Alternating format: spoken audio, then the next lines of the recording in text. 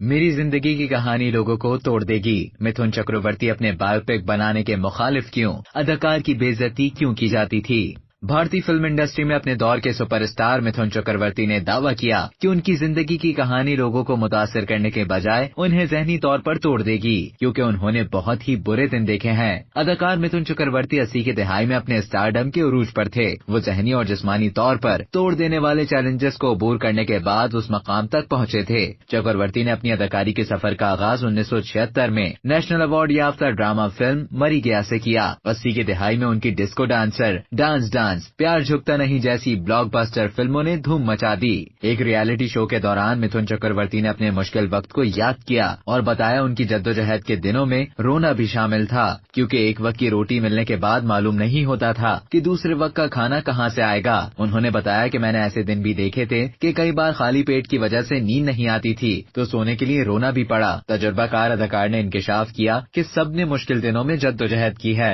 लेकिन मुझे हमेशा मेरी जल्द की रंगत के लिए पुकारा गया। मेरी जल्द के रंग की वजह से कई सालों मेरी बेइज्जती की जाती रही है। मिथुन चक्रवर्ती ने बताया कि मैं अपनी बायोपिक बनाने के खिलाफ हूँ, क्योंकि उससे लोग मुतासिर होने के बजाय ज़हनी तौर पर टूट सकते हैं और लोगों को उनके ख्वाबों को हासिल करने से हौसला शिकनी करेगी। यही वाहिद वजह है कि मैं नहीं चाहता कि मेरी बायोपिक कभी बने। अदाकार ने कहा कि मैंने इस इंडस्ट्री में खुद को साबित करने के लिए बहुत जद्दोजहद की है और मैं इसलिए लेजेंड नहीं हूँ क्योंकि मैंने हिट फिल्में दी हैं, बल्कि इसलिए लेजेंड हूँ क्योंकि मैंने अपनी जिंदगी के तमाम दुख दर्द को पीछे छोड़ दिया है। अब तक के लिए इतना ही। मजीद इसी तरह की दिलचस्प मालूमात हासिल करने के लिए डेली जंग के YouTube चैनल को सब्सक्राइब करें और Facebook के पेज को लाइक करना ना भूलें।